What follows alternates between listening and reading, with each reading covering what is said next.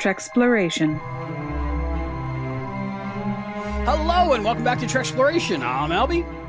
And I'm Chris. And as promised, we have a special guest for this episode, the first episode of Lower Decks for Treksploration. She's smart, she's pretty, she's funny, she's highly effective in a shipwide crisis. She is Allison Pregler. How you doing, Allison? Hi. What an introduction. I'm doing good after that. That's great. We got to get hype and stay hype. It's Lower Decks. They do 45 minutes and 22 minutes. We can do it too. Yeah, well, I mean, if you talk as fast as this episode, we'll get through it real quick. Just and we're out. And if you're not talking fast, you got to be talking loud. Yeah, very shouty. Loud. And then grab people and then shake them and slice into their leg. If you haven't guessed yet, we are talking about Star Trek Lower Decks Season 1, Episode 1, Second Contact. The original air date was September 24th, 2017, and August 6th, 2020. I think it was August 6th, 2020. September 24th, 2017 was... Which one was it? The last one. August 6th, 2020? 2020? Sounds about right. It was August 6th, 2020. They were recording this in a closet because of current events at the time. The writers, Mike McMahon, the great Mike McMahon, I love this guy, and directed by Barry J. Kelly. And the gang's back together. Hey, how's it going? We got Allison back. Hey. We warned everybody we would have a very special surprise guest on this episode, and I feel like we've delivered. Oh, well, I hope I don't disappoint people too much. Like we thought it was going to be someone cool. You are someone cool. My thought was we'd have our own Only Murders in the Building. So you're like our Selena Gomez because we don't know what we're doing. We're just trying to get this tech I love to work. Only Murders in the Building. Isn't I it know the we best? talk about it on Facebook sometimes, but it's so good. I've seen like many an theories? episode and a half, so I'll take you guys' word for it. It's a So good one. who's your main suspect right now? Both of you. Scott Bakula. Scott Bakula? I would love if it was Scott Bakula. If it was Scott Bakula, it would make it the greatest season that they ever did. By the way, I wore my Bakula Dracula Yes. shirt for this. Yes. Because I was like, I don't actually have a Star Trek shirt. I like Star Trek a lot. I just don't have a Really? Star Trek shirt. Yeah, so I was like, Wow. well, I mean, Scott Bakula was an Enterprise, so I think That's true. and it's seasonal, so Yep. Perfect. I It's think a it mashup. works. Really, that's the amalgam. That's actually a perfect Allison / Treksploration shirt because you're the queen of Halloween. It's your Yeah. season. Your season is just beginning, and I'm at yeah. full power. You're on Not brand covered. several different ways here. So good on you. Very good. Serenity's main suspect. I don't know if you remember me texting you like a year and a half ago or whatever it was. She was like, she says it's Scott Bakula. That's her suspect. And he hadn't even been announced on the show. She had me texting Jay. Is Scott on Only Murders in the Buildings? He was like, I don't know. And he always says no, but that he said I don't know. So we're like, aha. So you knew. Mhm. We literally jumped off our couch when Scott was on the episode because we had just like hugged him and you shook his hand a week before, so it was crazy. It's so nice to see him cameo on the show and actually be there and not be like filmed on a webcam or something because Yeah. he doesn't live in New Orleans anymore. Did they shoot that show in New York or just the outside shots done there? I to think give it, it's like, a shot in sense of New place? York. Yeah. So we were trying to see when we went if it was shooting, but it was we were a month too early, I think. So Gotcha. All right. All right. So what we do is we talk about Star Trek. If you're not familiar with Allison Pregler from like the Quantum Leap podcast, Movie Nights, and Allison Pregler on YouTube, she's a big YouTube star. We're very lucky to have her, and she does a lot of videos on Star Trek. Check them out; they're really funny. Love them, watch them multiple times, and of course, like Baywatch Nights and Charmed and all kinds of cool stuff. So, Allison, are you a Trekkie? Yeah, I think so. It's been a journey to get me to being a Trekkie because, my dad's a Trekkie. So like I grew up and he was watching what was currently on. So I remember seeing like Voyager when it was airing. He didn't like DS9, so it was Voyager a lot of the time. But it took me until like, some years back to actually watch through all of Star Trek. And now I review it and I enjoy it. And so I'm a Trekkie. Yeah, I'd say so. I mean, if you're doing videos on Star Trek Voyager, Yeah. That Yeah, I counts. mean, if you can sit through Voyager and find something to enjoy, you're a super Trekkie. Yeah. That's just my opinion. That's one man's opinion. But Reviewing Albie. Fairhaven and such. yeah. Oh, God. Corn on the cob episode. Delete the wife. Delete the wife. Albie, you need to tell everybody what you're wearing, though, because if Allison's a Trekkie, you're an Uber Trekkie. What Well, I'm is a going Trekaholic. on here? Yeah, that's true. That's true. So As you know. for those of you listening on the podcast feed, you need to look at this on the YouTube channel. It's youtube.com @Treksploration. Wow. We explain the origin of that. Ensign Burge. I am Ensign Burge, like Ensign Boimler. I'm cosplaying kind of Boimler a little bit. I got the purple hair going on. I got the lower decks uniform on. It's hot off the Amazon truck. Literally delivered probably less than an hour ago, so it all worked out perfectly. I was like, "Come on, you can do it." I was watching. I didn't realize that was your costume yeah, coming in. I don't know if you can tell, but I'm a fan of lower decks. I really like lower decks. So let's before we start with first impressions, let's get the episode recap. Chris, can you read the episode Sure. synopsis? Thanks. Yes, I just wrote it, so I hope I'm able to read it. I don't know if I've read through it. My yet, so- Chadich! Prepare, Chadich, to edit a lot. The USS Cerritos is docked at the Douglas Station in preparation to make second contact with the Galadonian High Council, a fact that we are cued in on through a voiceover from Command Ensign Brad Boimler, doing his best impression of a captain's log. But Boimler is cut short when discovered by fellow Ensign Beckett Mariner, who is drunk on shore leave and intent on telling Boimler how much he sucks for wanting to be a good Starfleet officer. Instead, she has some illicit shore leave items to dispose of, including a Klingon batleth. Newly boarding the Cerritos is Ensign Devana Tendi, a wide-eyed Orion science officer intent on experiencing everything her new assignment can throw at her. And rounding out the core four is Ops Ensign Sam Rutherford, newly cyborged with a Vulcan cranial implant. Before embarking on the second contact mission, Boimler is summoned by Cerritos Captain Freeman and told to spy on Mariner. He is to report back if Mariner breaks Starfleet protocol. The mission is going well, and Second Officer Jack Ransom beams back to the ship in triumph. Never mind that he got bit by an alien mosquito. Meanwhile, Boimler is scoping out Mariner and sure enough discovers that she is mysteriously consorting with the locals, bringing them unauthorized Federation tech. Boimler confronts Mariner and mayhem ensues. Things aren't much better on the Cerritos, where Ransom's bug bite has transformed him into a rage zombie. Tendi and Rutherford are put through their own paces, fighting the deadly threat. And thus begins Trek's foray into screwball comedy, Lower Decks style, this time for the first time on Star Trek Lower Decks. Woo! Ooh, I just wrote that like 15 minutes ago. I hope it serves. You're awesome. You're awesome. So first impressions. Let's let Allison go first. Allison, first impressions of Star Trek Lower Decks, Season 1, Episode 1, Second Contact. I do. Okay, I want to preface this by saying I really love Lower Decks.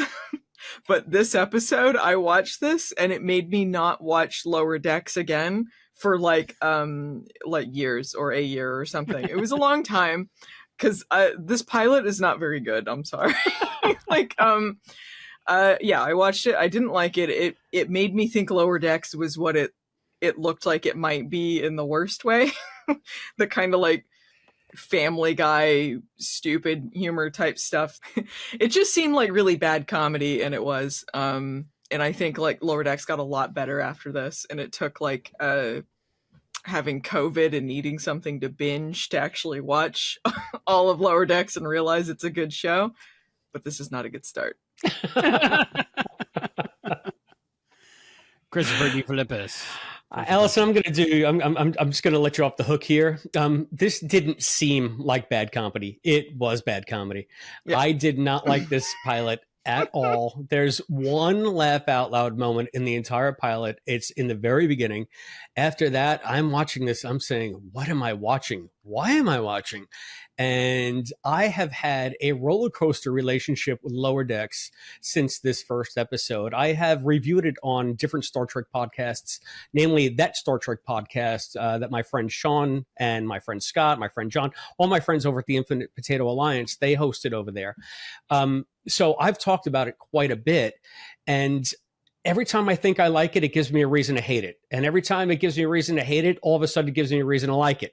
So I am all over the place when it comes to Lower Decks, but I'm with you. This is not a good pilot. If this didn't have Star Trek on the name, there would be nothing to recommend it. I think Albie's going to have a fit. He's just going to fall down and in disbelief. Albie, what are your first impressions of Lower Decks? I am, I guess, the odd man it. out. I'm going to have to respectfully disagree with both of you. I love this pilot. I love the whole series. I love everything about it. I was on board from episode 1. I bought the T-shirt. I have the Blu-rays. I have the action figures. I'm all in. I just love it. You don't have to even like every it, episode. You What? know, right? You don't have to like every episode, you know, if you like a Lower show. Decks. I love Lower Decks. I think what it is I had like Star Trek fatigue from disco and how bad disco was. And then I got my 24th century next generation era Star Trek back. And I was like, yes, thank you. Please just give it to me. I don't care how you give it to me. They're in the next gen times. I'll take it. I love it. And then I love Family Guy. I love things like that. Rick and Morty. I love that kind of humor. So like it was all like mashed up for me in one, and I really enjoyed it. And I just watched the episode twice, walking around and in the shower and getting ready and painting my hair and stuff. And I was still laughing out loud like the whole time, both times. So maybe I'm just different. If you like Rick and Morty, you'll like the pilot. Yeah. I don't know. I mean, I love Rick and Morty. I wish this was 1/100th as clever and funny as Rick and Morty. This is Rick and Morty post Pickle Rick era, you know, when it's getting real bad. You know, like you finally jumped the shark. Yeah, the last season wasn't that great, but the thing is, you're going to naturally compare this to Rick and Morty because of the Mike McMahon connection. And I'm sorry, I don't know. Mike McMahon, is he? He's one of the creators, I believe. He's one of the creators of Rick. The first part of the series writers, I think. Yeah, he was instrumental in the formation of Rick and Morty, as far as I know. And he was a writer on Lower Decks. I know nothing about mine. He's the Gene Roddenberry of Lower Decks, basically. Yeah, he created Lower Decks. Oh, okay. Well, really cool guy. Makes sense. I love him in all his interviews I've seen. He's very much one of us. I think as the story goes, he was writing Next Gen season 8. And it was like on a Twitter account, and like it was just like the TV Guide synopsis of the next episode coming out. That wasn't an episode. He was the one that did that. I remember that Twitter account. Yeah, so that caught on. That was good. And then he got a meeting with Paramount or something, and he had worked on Rick and Morty, so it just kind of all worked out.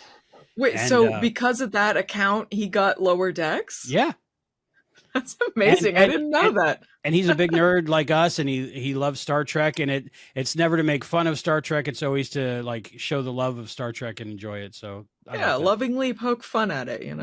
Yeah. And lovingly poke fun at it while wallowing in fan service beyond I like all both things. I'm all about like member berries. You know, like even at the end when she's like Boimler, Becca Mariner is just like shouting out stuff that she likes about Star Trek. Deanna Troi, she used to wear a jumpsuit, and now, you know, different things. Yeah. But I like that they build on a lot of these things. I mean, they do reference a lot of stuff, but a lot of the time it's not just reference for the sake of reference. They do like build these things into the show where it's all like one combined universe. So it's not just like, remember this thing. I think that's an arguable point. But before we start really lower decking, I just want to tell our community how to reach out to us. You can find us at patreon.com/Treksploration. That's where we have our main nexus of discussion. We want you all to go there. Even if you don't support monetarily, you can join the Patreon community and tell us what you think about Lower Decks or any other Star Trek series that we're covering. That's patreon.com/Treksploration. You can get us on Instagram at TreksplorationPod. You can get us on X at Treksploration. Email us, TreksplorationPod@gmail.com. Get us on the phone at 707-847-6682.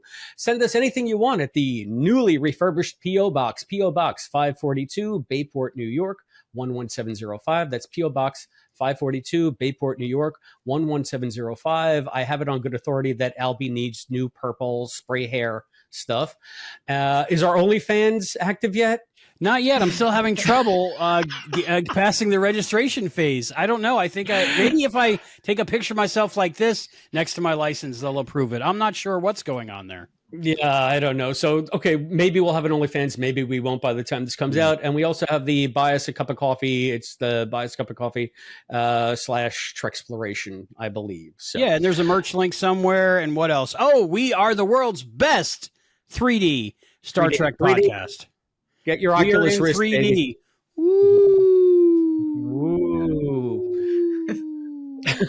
Anyway, we also want to thank our existing crew of intrepid explorers, or intrepid Treksplorers, as we like to call them. They are our cadet, Listen Linda, our lieutenant commander, Scott Seligman, cosplay dad, one of all, fantasy fan, and of course, our esteemed captain, Captain Charles, Captain from Charles? Texas.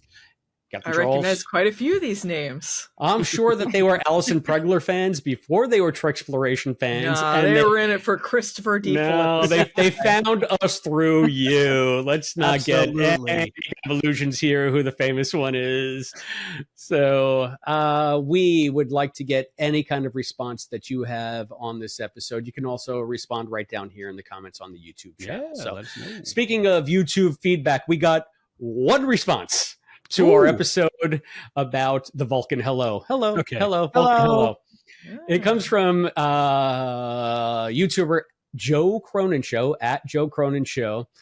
And Joe simply writes, "Trust me, don't watch this show." Could be talking about the Vulcan Hello, could be talking about disco, could be talking about Treksploration. I'm thinking maybe all three. Maybe. Yeah. According to Joe Cronin's website, I looked at his YouTube channel. He does like this huge wrestling thing. He's got like 1 million followers. And so thank you, Joe, for watching us Yeah. and for commenting. Albie is a Awesome. big wrestling guy, and so is Allison. wrestling They guy. both have wrestling cred. You should listen Yes. to our QLP episode, Heart of a We know the Champion. things. Yes, they know all the things. They know all the Especially things. 80s So- wrestling, right, Allison? I mean, I watch a lot of content that involves 80s wrestling, that's for sure. So Thank you, Joe. thank you, Joe. So that's what Joe had to say about it. And the fact that once again we have that, I told you, it's the fucking disco chilling effect. Just when we build the momentum, we start talking about Discovery and everything stops dead. Thank you again, Discovery, for ruining Treksploration. We tried it, but we got lower decks now. Steam. It's like, it's so hard to like be funny and positive when you're talking about disco, because like, you're like, I remember all the good memories, like when they're doing the shaky cam, or when they're saying the F word because they're so cool. Remember all the things that don't make sense. How they have a woman who eats people command the ship. It's cool. And then there are mushrooms. Hey everyone! Hey, let's not talk about this. We're on the honor system. Just don't talk about the Discovery ship, and all the continuity makes sense. Yeah, that's fine. That's right. We don't talk about disco. No, no, no. We don't talk It's about disco. So, very, very edgy. I guess we're not edgy enough for the disco crowd. That's Chris, Allison is new here to Treksploration, even though she is part of our triad of. I was going to say, Leaper Allison's not new. podcast. Allison is the oldest friend we Right. have as a podcast. But in case she hasn't watched it, show both of us how it's done. Tell us your thoughts, all your thoughts on Second Contact. We'll let Chris go first, and then Allison, and then Mr. Boimler Man. All right, Mr. Boimler, man, you got it. As I mentioned up top, I have had a love-hate relationship with Lower Decks, and you can pin that on one character. That character is Ensign Beckett Mariner. I don't know what they're trying to achieve with the character of Mariner, but she comes in hot as a total asshole right off the bat. She's drunk. She's disrespectful. Someone who she claims is her friend is trying to do something that he likes, and she openly derides and scoffs at what he's doing and makes him feel like an asshole for doing it. And then the one genuine laugh is in this entire episode was when she finds the Batleth and she's just like, I am Klingon with honor and we believe in honor. And then she cuts him in the leg. I remember every time I watched that, the first time I was reviewing this, I laughed every time. So that is genuine. That's a genuine laugh. It's one of the first and only laughs I've gotten from Mariner. But as someone who's not steeped in next gen lore like you are, Albie, I can recognize where this was like coming home for all of you guys, because it wasn't Disco trying to be too cool for the room and ignore what came before to reinvent it so they could be their own thing. This was somebody who genuinely loves and respects that whole TNG era and wants to revel in it. But for someone who is not as versed or not as enamored of that world, it is akin to wallowing most of the time. So when you don't have a very dislikable character driving the plot forward on a lot of these episodes, you have so much freaking fan service that it just gets to be distracting. It gets to be annoying. And if I love this stuff, I would go squee for about even the first 20 minutes, squee. But even you have to be like, oh, another reference? I mean, it's almost like when I rewatched Enterprise and I got to love Enterprise for Enterprise. And then I saw season 4 for like the 8th time, but with the context of the entire Enterprise series behind it for the first time. And season 4 seemed like nothing but TOS pandering. It seemed like they got away from what made Enterprise Enterprise in order to make it a prequel show for TOS. And I get why they did it. And I loved it when I didn't love Enterprise. But now that I love Enterprise, I feel like it's kind of cutting Enterprise short, because Enterprise was going in different directions, in better directions. And then it became TOS. Everything had to tie into TOS somehow. And I feel like Lower Decks, to a fault, does that. Not to say I don't like a lot of the stuff I see. Star Trek does right? that. Yeah. Doesn't all of Star Trek try and connect to TOS in some way? It is a problem. It's always like, how does it connect to Kirk and Spock? I don't think that they didn't especially care about that on Next Gen. They even had a mandate to stay away from that, except for the Naked Now. It took them. They had to wrestle somebody to the ground to even mention Spock, and then they had the Sarek episode. It's like they had one mention of Spock. No, next gen, they were good about it, and then after that, they decided everything needed to connect to the original series in some way. That's what I loved about DS9, because it finally admitted that there was a TOS era, and they sort of embraced it. And to me, DS9 was instrumental in bringing the universes together and making it one big cohesive universe that we can play in, instead of TOS is over here and Next Gen is over here. Now it's all part of the same thing. But I feel like Lower Decks, getting back to that, is just like, remember the time Picard did this, and remember that time Picard did that. And I guess we have to say something about Dax or Spock, but it really is just, it's like Next Gen fetish porn. They do a lot of, what I said earlier about them tying things, they do too many references. You are right. Like I do feel like they base episodes around this sort of stuff to poke fun at it, which works a little more for me than just like, we'll do the exact same thing, but they do throw in a little too much of that. In this episode, it felt annoying because there wasn't really anything funny happening to like offset it. It's great that we have you here for the advent of Star Trek as comedy, because you've made your living doing comedic takes on like laughably bad movies and TV shows, and just being able to parse what works with comedy and what doesn't, and especially something that is so parody heavy like Lower Decks. Where I know you say you love it now, but where was the sweet spot for you? Because you said that this pilot was everything you were expecting it to be, which was bad. So when you were binging because you had to, because of COVID, because it was just the only thing on, let's just give it a shot, whatever, even if it was on in the background, do you have a moment, or was it just by osmosis that you sort of turned around on it? I mean, I think just as it went along, it got better. I think they figured out what worked and what didn't, and they learned from what went wrong in the pilot. I think they knew it wasn't great. and I think that's not an unpopular opinion that it's not a great pilot. I don't know. I don't remember if there was a specific moment. I think they just got better at it. Like, I think a really great example of good Lower Decks is the Tuvix episode, because this is an episode of Voyager that is so hotly debated, and they just go straight on with that concept and make fun of it, and then they also build on it. And I feel like that's a good parody of Star Trek while still doing their own take on that story.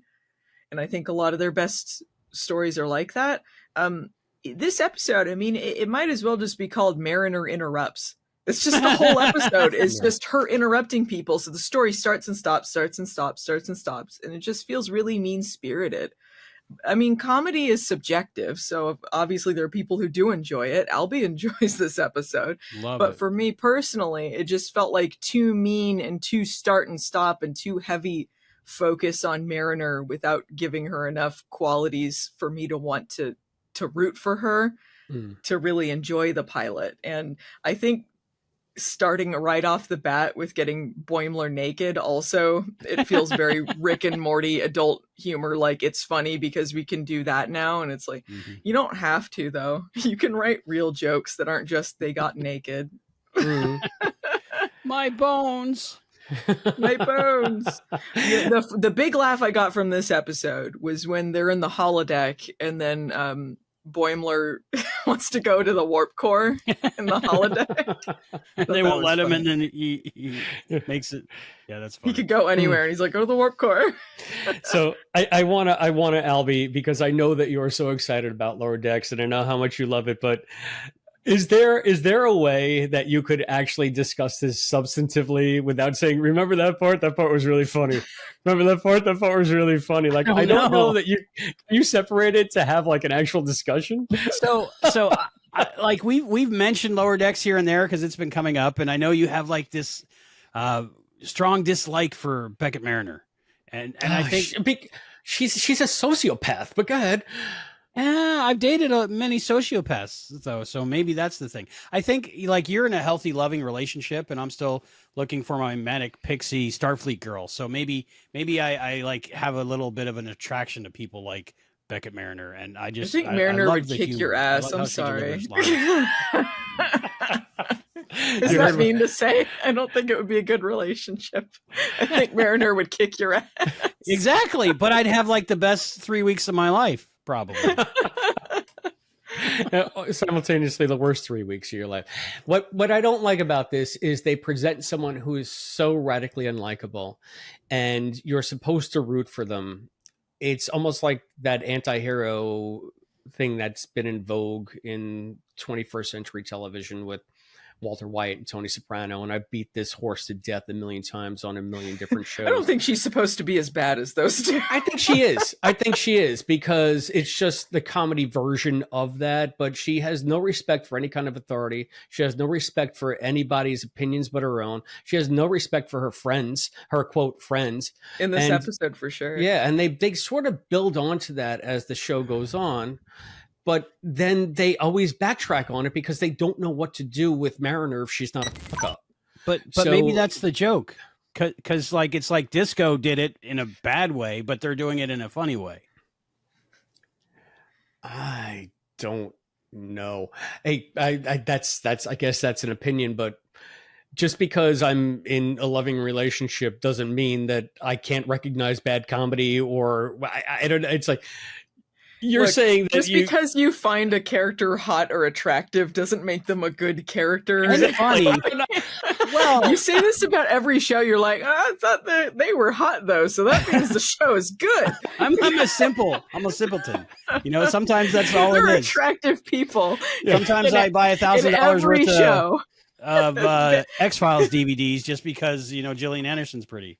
But X-Files is a good show. If it was a crap show, you'd have a crap show with a hot Gillian Anderson in it. But I like Lower Decks. Also, it's a cartoon. Anyway. I mean, they look pretty similar to their characters. Which is awesome. The voice actress who does Mariner, it just looks like her. That's why they had her play her when they did the Disco crossover.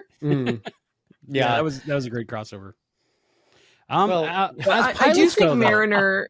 Yeah, I do think Mariner became a better character. I think everything that Chris was saying is true in the pilot, and I do think there are backslide moments, especially through season 1. It took a bit for them to actually find a balance with her character, because there is this type of like anti-hero who's like very smug, but they're a genius, so that makes up for, you know, them being an asshole or whatever. Like, they know how to do everything, but they're kind of insufferable. Don't you love it? And I don't love it. There's too many characters like this, and there's a fine line between like, I hate seeing this character, and oh, they're funny because they're kind of assholes, but whatever. And I don't think they hit that balance in this episode with Mariner, because she was just a jerk to everyone, and she kept just like hogging all of the scenes, so you couldn't like get to know any of the other characters, because she kept just interrupting, jumping in there, talking over everyone at a pace that was so quick. The pacing of this pilot was ridiculous. Yeah, I think that's another thing that turned me off, because just maybe we should give like maybe our top animated series too, like stuff that we like, to compare why we think Lower Decks is the way Lower Decks is. So like for me, like the pinnacle of animated series is the Venture Brothers. I think it's the most brilliant series, one of the most brilliant series ever written. And I love the animation. I love the acting. I love everything about it. That comedy in it is second to none. I love Archer. That has its highs and its lows, but on base, it's very well acted, very well drawn, good characters. Then you get to Lower Decks, and everybody's so shouty and talking so fast, and it's just like we're putting on a cartoon, because this is what a cartoon's about. People are shouty and they talk so fast, and this is just the comedy on Lower Decks. And isn't it funnier when we talk fast and loud and shouty? Yay! It's just like, funny. No.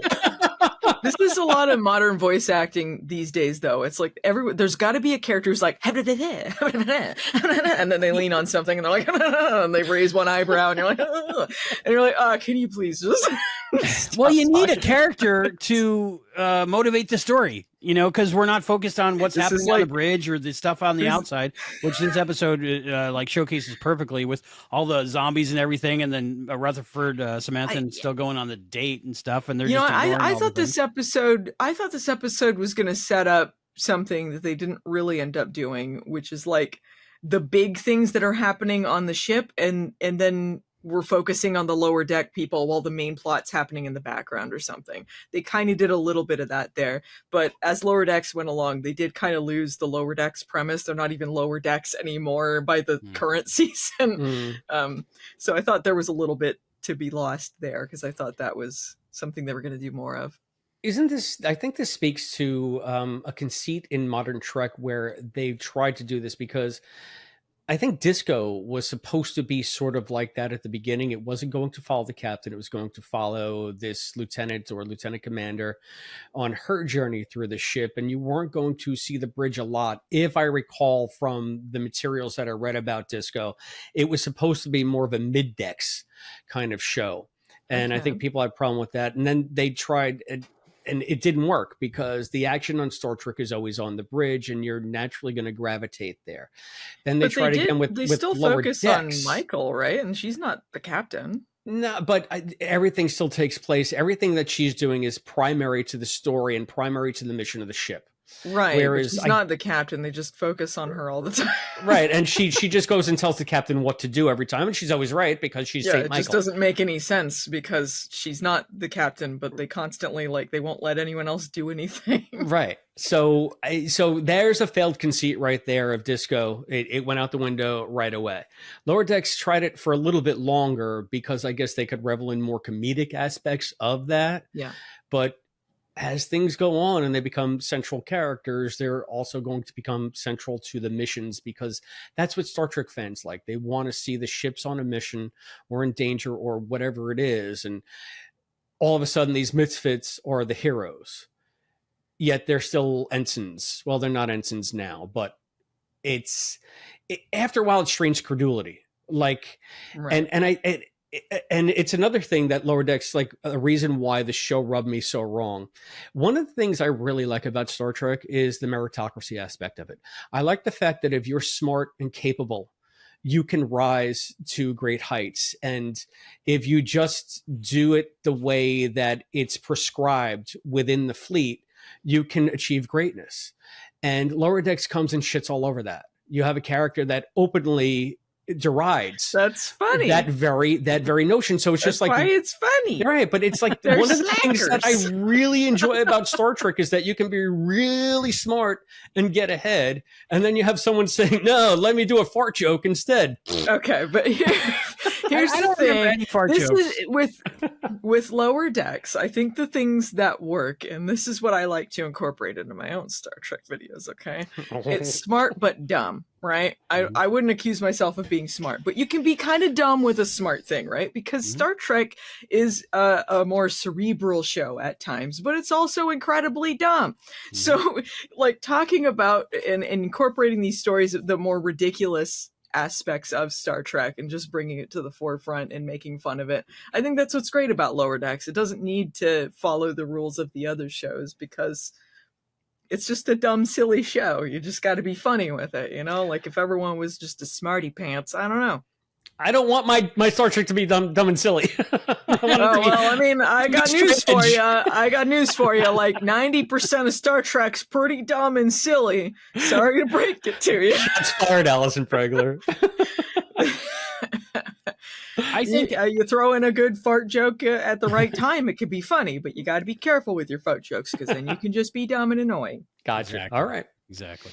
I think as pilots go, I think it's a really good one because it establishes the world.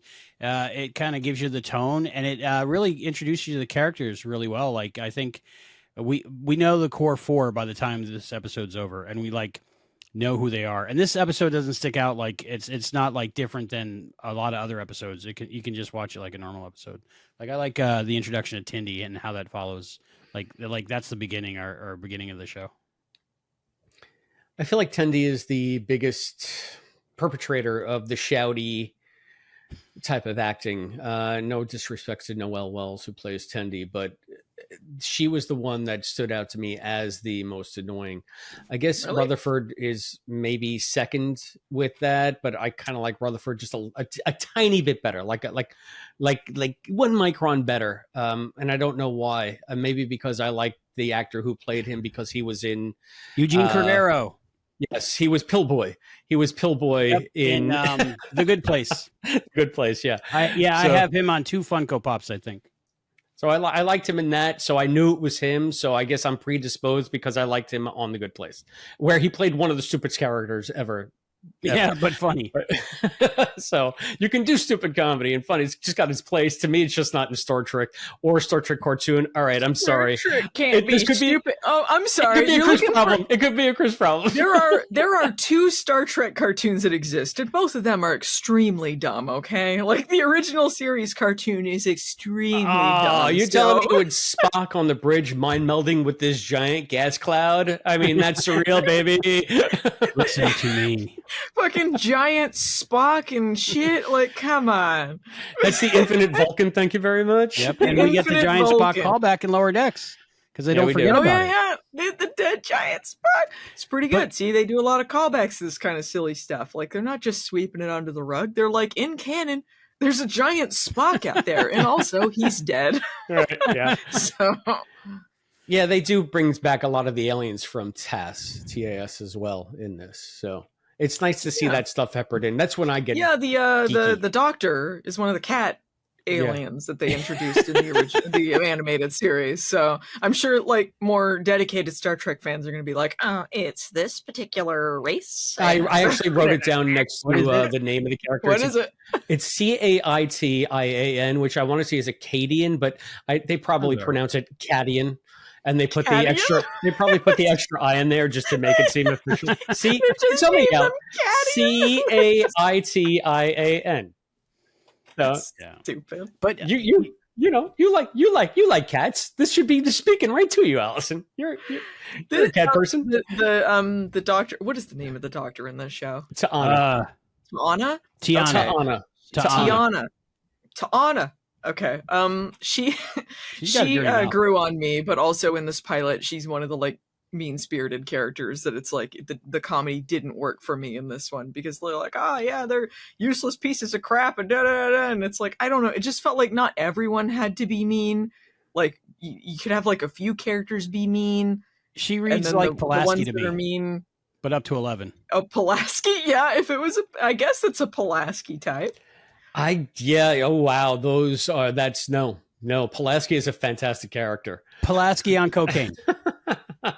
That happens to be a cat. Team Pulaski. I like Pulaski if you think of her as a supervillain, then it's pretty funny. I love Pulaski. Oh my goodness! Once we get into season 2, Allison, you have to come back on Treksploration so we can just have drag them outs about Pulaski.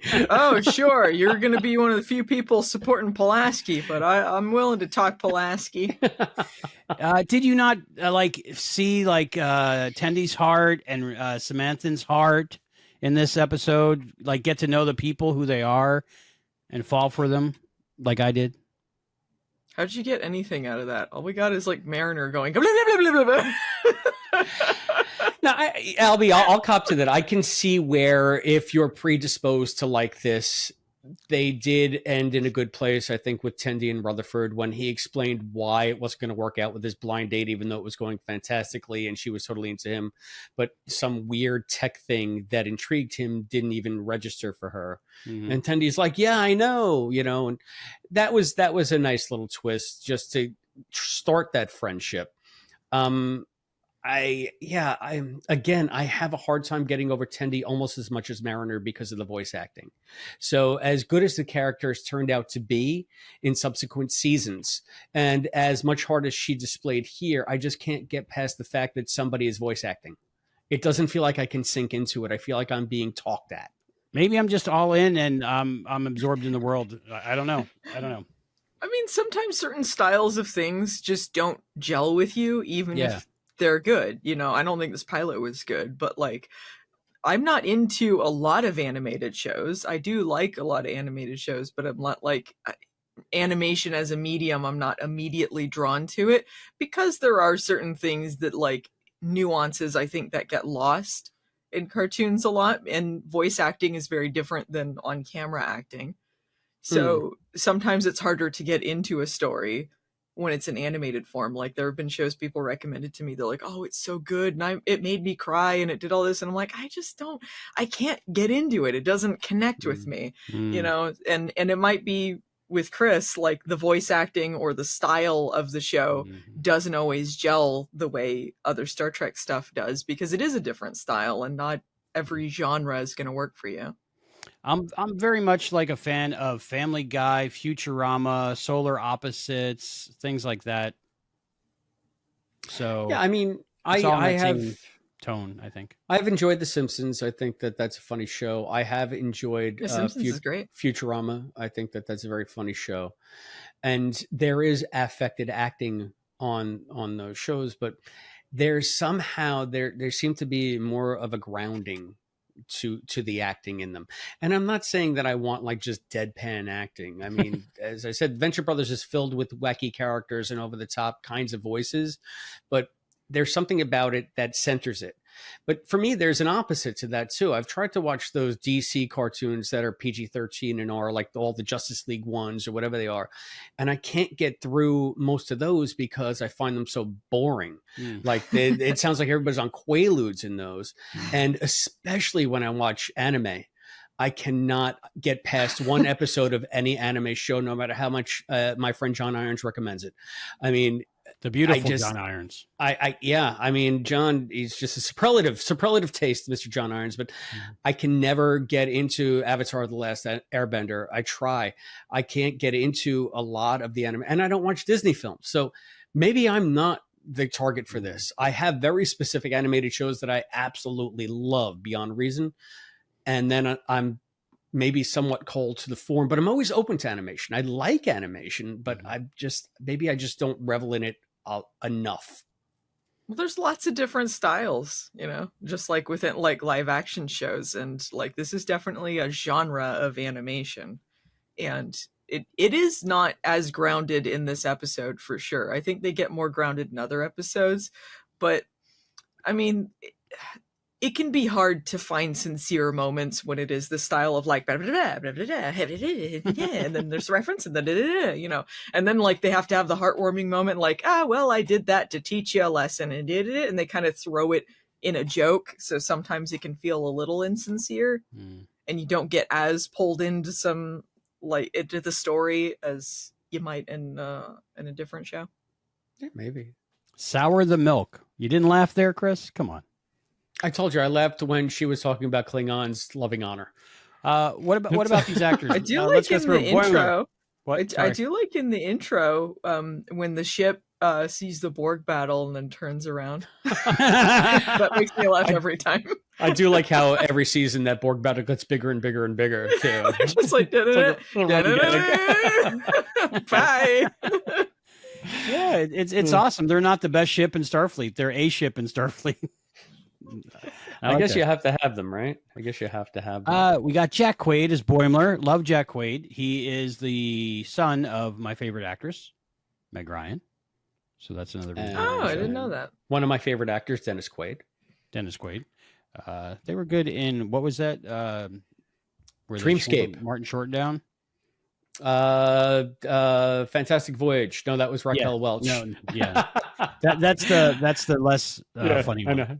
That's the one that they parodied in that. That's Inner Space, which I saw a million times as a kid. I love Inner Space. Yeah, Robert Picardo's in that too. Yeah, Robert Picardo's in it. Martin Short, only Murders in the Building. Only Murders in the Building. It all goes together. Jerry O'Connell's in it, playing Ransom, a minor character, because he's the first officer and we're not focused on the bridge yet. So yeah, I can't even reconcile, even when I see Jerry speaking, because I know what Jerry O'Connell sounds like. He spoke at my wife's graduation because they graduated in the same class at NYU. So I've had a long association with Jerry O'Connell. That's amazing. Yeah. And so you saw him in person? I did. Is he tall? Is he handsome? Is he magnetic? Yeah, he's all those things. He's everything I'm not. And dude, you're handsome and magnetic. I hugged you at the airport. You seem tall. I don't know how tall you actually are, but you seem tall. Oh, thank you, Allison. Chris does seem tall. Nice of you to say. I'm not even going to contradict you, even though I should. But anyway, I know Jerry O'Connell's voice. I like Jerry O'Connell a lot. I sat through almost all of Sliders, and even when he wasn't on it. And whenever I hear Ransom, it doesn't sound like Jerry to me. Like he's putting on a voice that is completely masked. Talent. Yeah, that's good, right? But then you see him on Young Sheldon. He wasn't on. He was on Big Bang as Sheldon's older brother, and he's just like big and farcical in that. So he knows how to play to the part that he's in, I guess. And I like them as Quinn. So yeah, Jerry O'Connell to me is probably the drawing factor to the entire show, because I didn't know who Jack Quaid was before the show started. I've since gotten to know him quite a bit from watching The Boys. And I think he's fantastic on The Boys. He's great in everything. Always been a Jerry O'Connell fan, Stand By Me, My Secret Identity, and all that stuff. But what I like about Jerry O'Connell personally is like he's a big Star Trek fan promoter, kind of like he every interview he's in, he's always wearing the Star Trek shirt. He's like, I get to be in Star Trek, and this is awesome. And like him and Will Wheaton reconnected over this, and now they're besties. So it just warms my heart. All this stuff. That's great. I always forget that he was a child actor. Yeah. Yeah, he was a chubby little kid in Stand By Me. That's right. Yeah, his character's pretty good. I love his character. I love the captain, Dawn Lewis. She was in so many things like in the 80s that I loved, and it was cool to see her back. Yeah, I didn't know any of these besides Jerry O'Connell and by association Eugene Cordero. So, he's the best. So what do you think about the reveal at the end where Becca Mariner's actually the captain's daughter? Allison? I don't have a strong opinion on this, TBH. No, I don't have a strong opinion on this.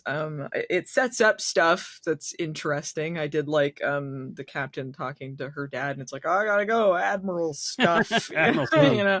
So there was like some laughs there. I think like, you know, Mariner was just very annoying in this pilot, so I didn't really care that much about what was going on in this one. I don't think it was like a shock to me or anything like when I first saw this, but it's been a long time. So, well, that was another thing that kind of took me out of it. Number one, I think it was supposed to be a shock because they present her as such a screw up.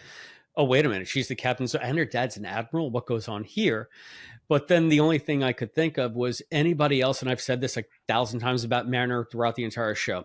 Anybody else would have been drummed out of the fleet summarily. No, do not pass go, do not pass 200 quatlus, whatever. You would have been gone. So now we have, not only is the meritocracy put on its ear, but now you have nepotism on top of it to keep somebody in just because you don't know what to do with them. She should have been out on her own long ago because that's what she wants. So it's another thing that kind of ruined it for me, quite frankly. That's the premise. Yeah, but that's what makes she gets away with it because her mom's the captain and her dad's an admiral. Yeah, and she's so good at what she does to be a jerk that they put up with everything she does in spite of it. That's bullshit. That's hack. That's hack bullshit. Sorry. You're attacking what I love. Yes, I am. But Okay, I'm not attacking you. Before we do our final thoughts and ratings, do we have any Trek and Tells, or are we doing trivia first? What are we doing?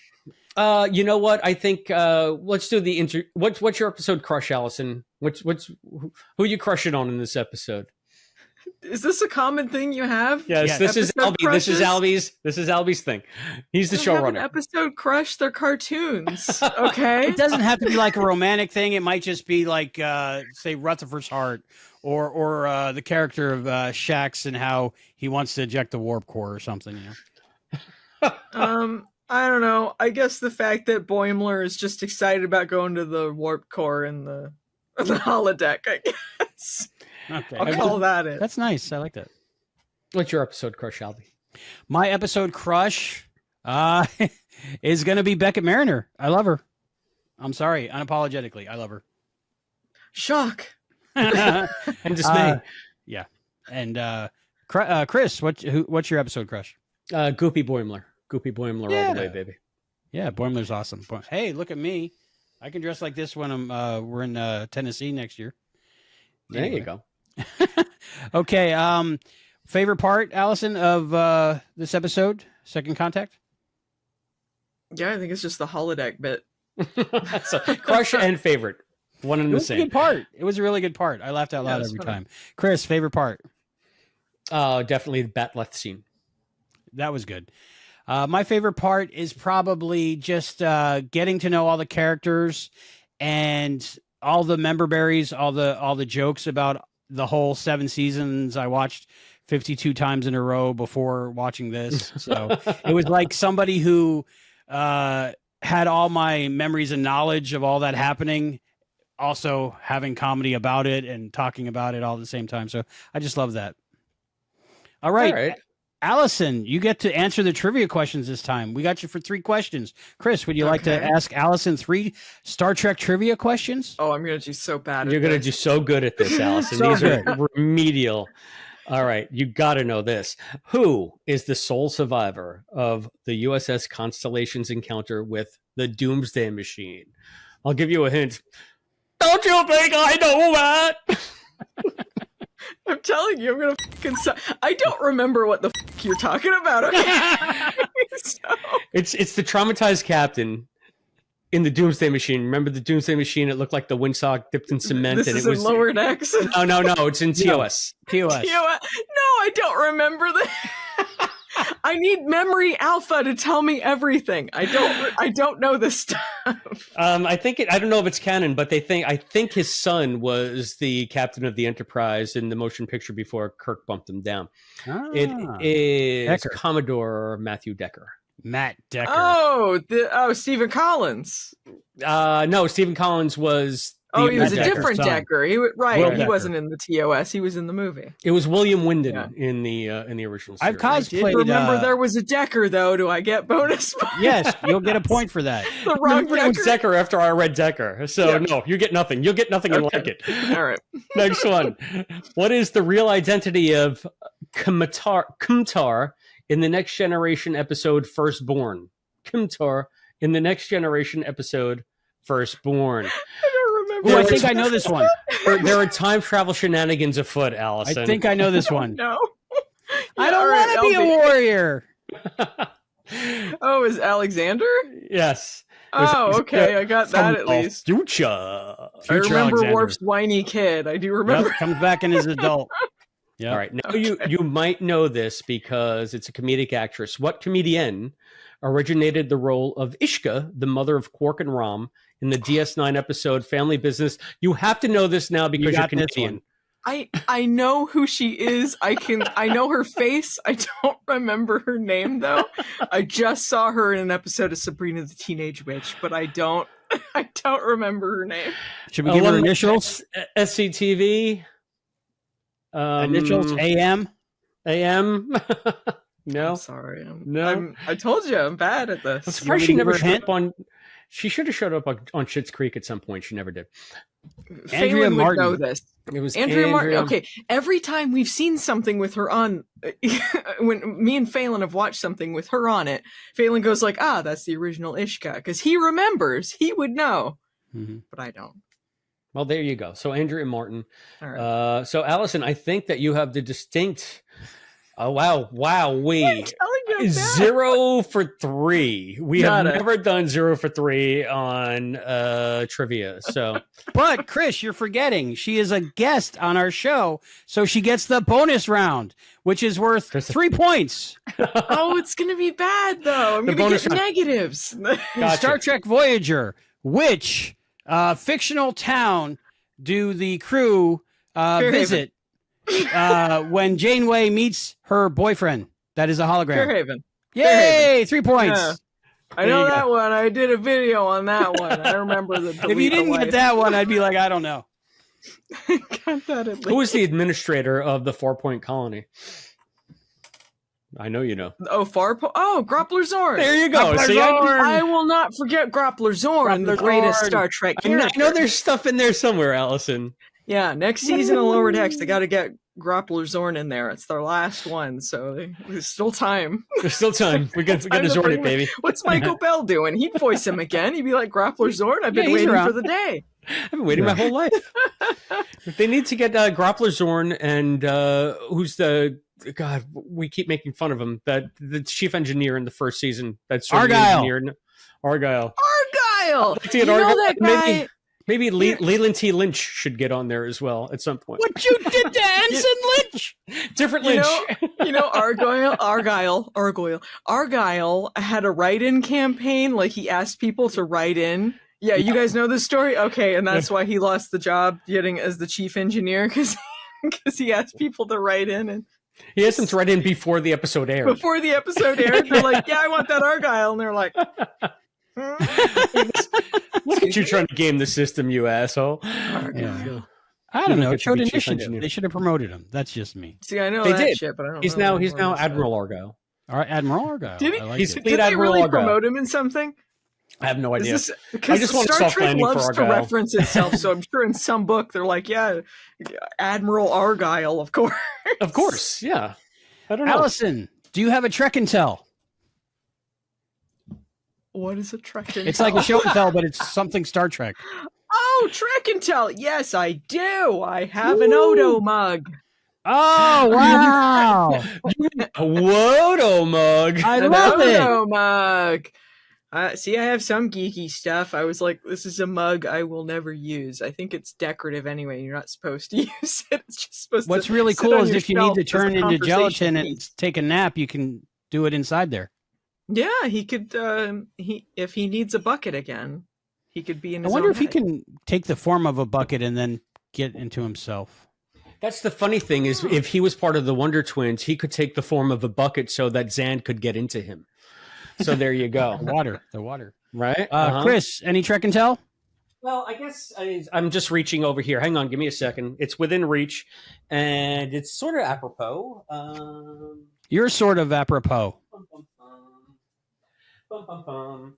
I've been an occasional erstwhile comic book collector, and since I said that just for you, and just because I felt like reading some comics, and just because this is a animated show, they're still doing Star Trek comics.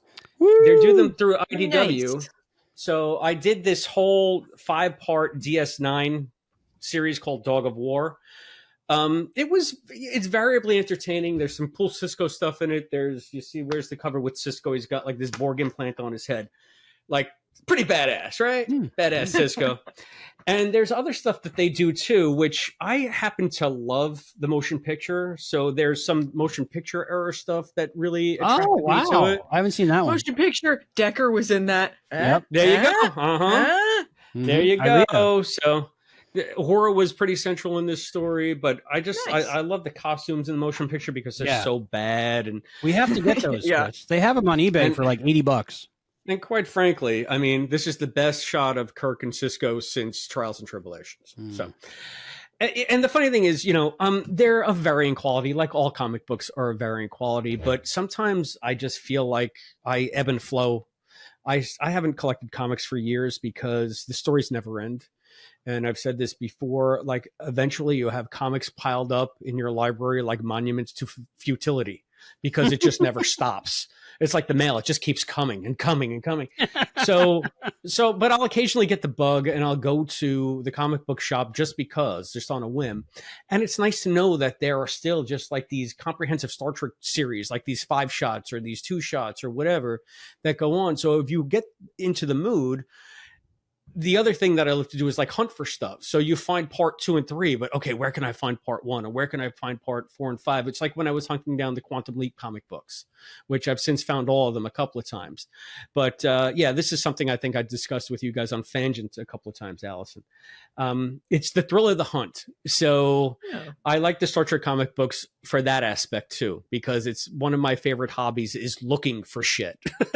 Not just, and then when you find it, you get that thrill, you get that visceral, and then you put it on the shelf and you forget about it. You go look for the next thing. Oh yeah, I know how that goes. You see all the ponies behind me? That's what it is. You're like, yay! There you go. That's where you live now, on the shelf. So that's my Trek and Tell is animated. That's pretty awesome. I want to read those. Okay, I'll do this real quick, just because. Oh no, you've frozen. What is it? Oh, Funko Pop. Beckett Mariner, Funko Pop. Oh, your favorite character, Chris. Yeah, well, I'm going to go see that, Albie. Wow, look at that in 3D. Beckett Mariner. I'm not saying I have all of them, but I have all of them. So stay tuned for more future Treksplorations about Lower Decks to see more Trek and Tells of Lower Decks Funko Pops. Yeah, as soon as these came out for pre-order, I ordered the whole 5. So awesome. I'm on board. Okay, really quick. I know we got to wrap up, so let's do final thoughts and ratings. Let's go Christopher, Allison, and then Albie, and then Chris, get us out of here. How's that sound? Okay, final thoughts. I'd love to say that this was a premiere that gave me good feeling and showed a premise that I could get on board with and just root for. But no, it took me a long time to get over what I didn't like about Lower Decks. And this episode is almost the epitome of all of that. So I'm not saying that I dislike the show. I'm saying I variably dislike the show and like the show. For that, I'm still not going to give this one a pass. It's a terrible pilot, and Mariner's reprehensible, and stick with it, I guess, if you liked it. But I guess I would give it 1 goopy Boimler out of 5. Okay, Allison, final thoughts and ratings out of 5. Stinky. It's probably the worst episode of Lower Decks. I might be forgetting something. It's uphill from here, though. Like I think it got a lot better than this. But this episode, I mean, it gave me a couple laughs. I don't hate it anymore, but it put me off of the show for a long time, so it's not really a great start to it. So I don't know. I'll give it 2 out of 10 zombies. Okay. Okay. We'll take it. My final thoughts is I think you can tell I really love it, and I enjoy the pilot, and I have these on Blu-ray. I have them, of course, playing in the background on Paramount Plus. I watch them all the time. I enjoy them. I think it's a good start. I think it's a good pilot. I think it really establishes the world and the characters. I love all the characters. I love their dynamics. I love their individuality and how they work as a unit. Anytime I start Lower Decks, I love watching this pilot. So I'm going to be the odd one out, and I'm going to give it 7.9 bananas hot out of 5. Okay. I was waiting for the hot bananas reference. I left that just for you. How could you not laugh? Hot bananas, hot bananas. that made me smile. It didn't make me laugh out loud. Made me Banana smile. hot. Oh, and that was like, was that a Red Dwarf reference? Like they're on their lower deck, so they're so far down, but they're fixing food replicators, just like the beginning of Red Dwarf. They're so far down in the command, they're fixing chicken soup replicators. All right. Do you want it to be a Red Dwarf reference? I do. Then I think Mike McMahon probably, it's space show comedy. There's not only so many of them. Like Homeboys in Outer Space. We should do that too one time. Anyway, No. Okay, Chris, we already let them know how to contact us. So just I want to watch it. What? Can you find all of Homeboys in Outer Yeah, Space? it's on YouTube. Let me know. It's oh on my YouTube. god, I need this. I need to see a whole this playlist. shit. It's great. I can't wait till they release it in high quality Blu-ray or something. At some point. Oh, Fingers yeah. crossed. Right now, it's like third generation VHS rip. 4K. Life Day is coming, Albie. Life Day is coming. Yep. All right. So next up on Treksploration, our normal weekly-ish episodes on Star Trek: The Next Generation is 1100110000110001. Right, Chris? The Binars. Binars. Season 1, episode 15, 11001001. I typed that from memory. It could be the opposite way around. I'm not sure. Serenity has memorized it. I have not. Okay, Serenity had can enough fact time. check this, so she can. Yeah. She can. And what's our next bonus show, Chris? I mean, you tell me. Technically it should be Picard, but you're telling me we're not going to do Picard until after we're done with Next Gen. Right. So then, what's our next bonus show? Is it Strange New New Worlds? Worlds. All right. So what's episode 1 of Strange New Worlds called? The Vulcan Goodbye. Am I a bad Trekkie? I don't know. Yeah, I don't either. Third It's Contact. called The World Just Got Stranger. We'll go with Third Contact. Well, yeah, so that's what we're doing. We're doing the first episode of Strange New Worlds. And everybody who's out there listening, thank you so much, as always, for listening, for watching.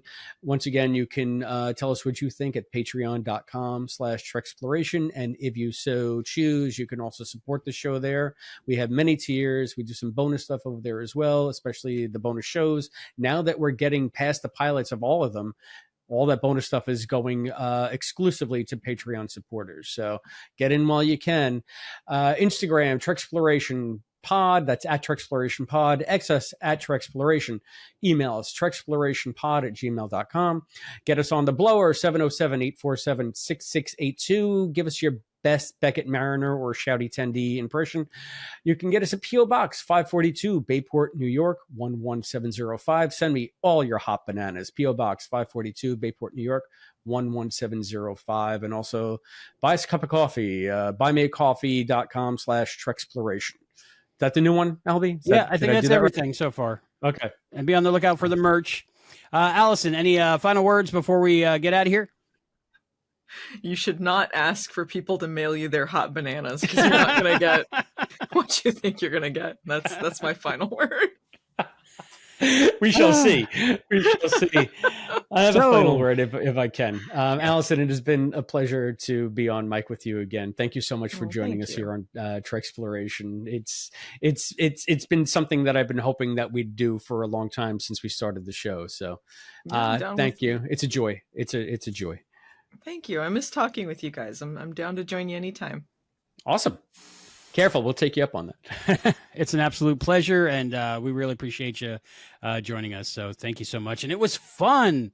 So let's do it Thanks again for having sometime. me. It's fun. Yeah. So for Treksploration, I'm Albie. I'm Chris. And I'm Allison. I got to hold a heart.